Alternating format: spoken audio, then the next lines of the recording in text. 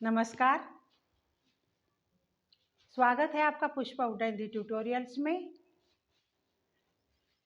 आज बेटा हम जो पढ़ेंगे, देखो ये जो मैं कंपटीशन के लिए तैयारी करा रही हूँ, आपको किसी भी एग्जाम के लिए कोई एक कंपटीशन के लिए ये नहीं होता बेटा। ये यूपीएससी, यूपीएसएससी, यूपीएसआई, टीजीटी है ना, पीजीटी, और बेटा जो ये जेबीटी का तो अब नहीं रहा, खैर। लेकिन बेटा ये जितने भी कंपटीशन है पुलिस के कहीं के, उस सब के लिए इम्पोर्टेंट है ये। लेकिन आप लोग इनको सोचो, ये जो शॉर्ट होता है ना, वैकल्पिक होते हैं, ये वेरी इंपॉर्टेंट होते हैं। क्योंकि जब आप एग्जाम देने जाते हो ना, अगर शॉर्ट आपके तैयार, ये वाले तैयार है ना वैकल्पिक क्वेश्चन, तो आपको फटाफट फटाफट उन पे राइट खींच देना है। और फिर जो बड़े हैं, अपठित है या बड़े क्वेश्चन है, उनको फिर लास्ट में देखना होता है। क्योंकि बेटा पासिंग मार्क्स पहले हमारे हाथ में हो जाते हैं ना, तो इसलिए जो मैं पहले करा रही हूँ किसी भी एग्जाम के लिए, इन्हें आप जरा सा देख लो जरूर। ये ना सोचो कि मैम ने तो अनेकार्थी शब्द करा दिए, बस भिन्नार्थिक शब्द हो गए, यही तो आते हैं। फिर आगे का आगे देखेंगे। 60 नंबर का ये हो ही चुका है, होने वाला है। तो बेटा ये जो 2 नंबर का और 4 नंबर का, अब देखो ये इसमें आर ओ में है 4 नंबर का, जो वो 60 नंबर के हैं उनमें 4 नंबर का क्वेश्चन है। और बेटा जो और दूसरे एग्जाम होते हैं उसमें 2-2 नंबर के हैं। तो ये तो वेरी इंपॉर्टेंट है ना, तो आप इन्हें जरूर देखा करो। अब देखो, समान आभासी भिन्नार्थक शब्द। समान आभासी क्या होता है? समान आभासी में समान जमा आभासी, देखो समान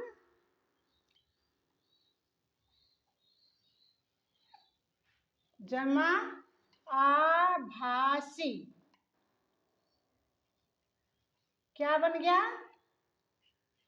समानाभासी।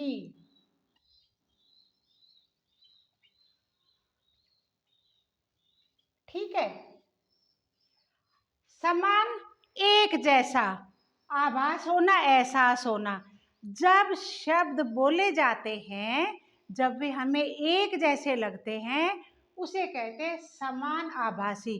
जिन शब्दों का हमें समान आभास होता है, सुनने में एक जैसे लगते हैं, लेकिन बेटा उनका अर्थ होता है भिन्न। अब देखो, जैसे अजर है, अजर जो वृद्ध ना हो, जो कभी बूढ़ा ना हो, वो होता है अजर। और अजीर लग रहा है सही कि भाई एक जैसे हैं। अजीर होता है आंगन, अजीर होता है आंगन। ऐसे परुष, परुष होता है कठोर। और पुरुष, पारुष,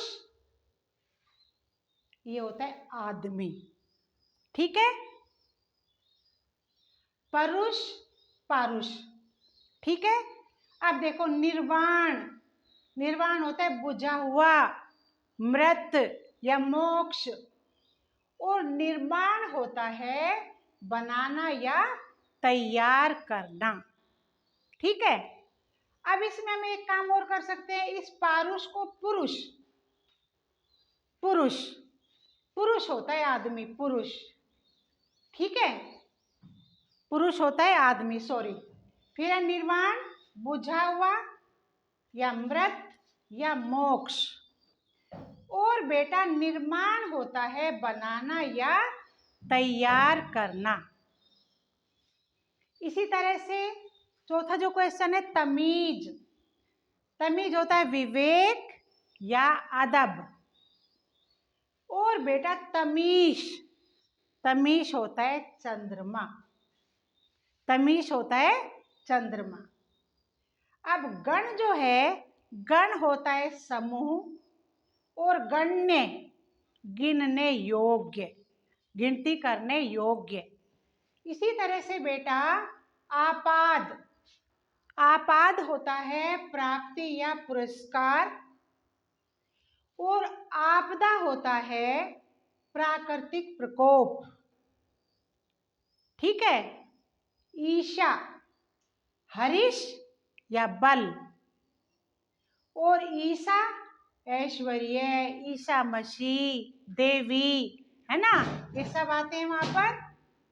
आगे अब क्या है, ओग और ओग। ओग चंदा, कर या गोद, चंदा, कर या गोद, और ओघ प्लावन करना, धारा का बहना। कंकाल, कंकाल होता है बेटा ठठरी, ठठरी सुना होगा ना, एक वे बाबा भी कहते हैं, वो क्या नाम है उनका, जो बागेश्वर धाम में, वो भी ठठरी बोलते हैं ना। तो कंकाल होता है ठठरी और हड्डियों का समूह। और बेटा कंगाल होता है गरीबी, गरीब। क्षति हानि, और क्षिति पृथ्वी। बेटा ये जो मैंने शब्द बताए हैं ये सुनने में एक जैसे लगते हैं, और जब हम इनका अर्थ देखते हैं, लेकिन इनके अर्थ क्या होते हैं वो भिन्न होते हैं। ठीक है, तो बेटा वेरी इंपॉर्टेंट थी क्लास, मेरे विचार से सबको समझ आई होगी। कल फिर क्लास लेती हूँ, कल अगली चैप्टर ले लेते हैं, और तब तक के लिए मेरे चैनल को सब्सक्राइब कीजिए, वीडियो शेयर कीजिए। आपका बहुत बहुत धन्यवाद।